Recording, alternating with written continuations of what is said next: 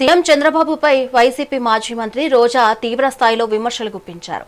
దేశంలోనే చంద్రబాబు అంత dirty politician మరొకరు లేరంటూ గతంలో కేసీఆర్ చేసిన వ్యాఖ్యలను ఆమె ఈ సందర్భంగా గుర్తు చేశారు.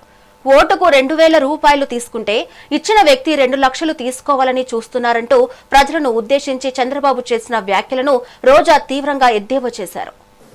చైతన్యం వస్తే ఒకసారి మీరేం చేస్తుందంటే ఆ చైతన్యంతో ఈసారి ఎలక్షన్ లో వీళ్ళకి ఓటేస్తే మనకు 10 రూపాయలు ఎక్కువ ఇస్తారంటే మీరు ఓటేసేస్తున్నారు. అంటే నేను ఎందుకు వాస్తవంగా మాత్రం మీరు కూడా ఆత్మవిమర్శ చేసుకోవాలి. ఎందుకు ఆ విషయం కూడా మిమ్మల్ని అడిగేది ఎందుకు అడుగుతున్నానంటే, ఏ రాజకీయ నాయకుడు ఇంట్లో నుంచి డబ్బులు తేడు కదా, సంపాదిస్తున్నారు వాళ్ళు వ్యాపారాలు చేసి, లేదు కదా. రెండోది మీకు ఇచ్చే డబ్బులు లంచమే కదా. ఎలక్షన్ లో 2,000 ఇస్తారు. 2,000 ఇచ్చిన దానికి 2 లక్షల రూపాయలు ఆయన కలెక్ట్ చేసుకుంటాడు, అంతే కదా. ఆయన సంపాదించిన దాంట్లో మీకు పీనట్స్ ఇస్తాడు. ఒప్పుకుంటారు దీనికి? ఇది కరెక్ట్ అని చేలిపైకి ఎత్తండి.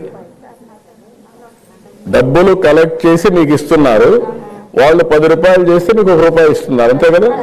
చేలిపైకి ఎత్తండి. ఎవరు అంటున్నారు? అందరి అభిప్రాయం అది. ఎందుకు ఎలక్షన్లో మనం డబ్బులు తీసుకోవడం మానేలేం? ఇచ్చేవాడు ఆత్రత, ఎందుకు మిమ్మల్ని విన్నోవర్ చేయాలి అని. మీరేంటి ఇచ్చారు కాబట్టి తీసుకోవాలని, అంతే కదా. ఓటు మీరు అటు ఇటు వేస్తున్నారు. అదే ఇచ్చేటప్పుడే మీరు ఒక మాట అడిగారనుకోండి, మేము తీసుకో, నీకు నీతి లేదు మాకు నీతి ఉంది అని చెప్పగలిగారు అనుకోండి. డర్టీ పాలిటిషియన్ ఈ దేశంలోనే ఇంకొకరు లేరు అని కేసీఆర్ గారు చెప్పినప్పుడు కొంతమందికి అర్థం కాలేదు, కానీ ఈ రోజు పూర్తిగా అర్థమైంది. చంద్రబాబు నాయుడు లాంటి dirty politician one and only Chandrababu నాయుడే. ఆయనకి ఎవరు పోటీ రాలేరు, ఎవరు సాటి కూడా రారు డర్టీ పాలిటిక్స్ చేయడంలో. ఆయన చెప్పిన వ్యాఖ్యలు ఏంటి తెలుసా? అమ్మా, మీరు 2,000 ఓటుకు తీసుకుంటే ఆ తీసుకున్నవాడు 2 లక్షలు సంపాదించాలనుకుంటాడు, నీకు ఎలా మంచి చేయగలుగుతాడు అని చెప్పి సిగ్గు లేకుండా కళ్ళు అరపకుండా ఆయన చెప్పే నీతులు చూస్తే అసలు ఎవరికైనా కూడా కోపంతో రగిలిపోతారు.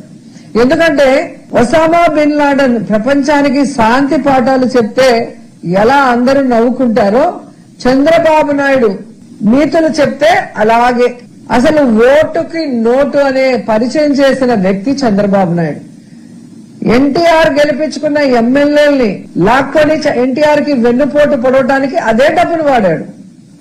వైస్రాయ్ హోటల్లో ఎమ్మెల్యేల్ని దాచిపెట్టి వాళ్ళకి బ్రీఫ్ కేసులతో డబ్బులు ఇచ్చి ఎన్టీఆర్ మీద ఎలా చెప్పులే ఇచ్చాడో ఇప్పటికి కూడా ఈ తెలుగు ప్రజలు మర్చిపోలేరు.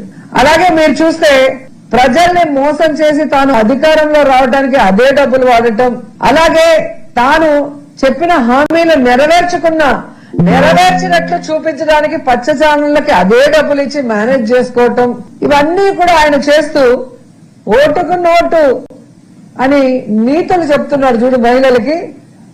అది చంద్రబాబు నాయుడు గొప్పతనం.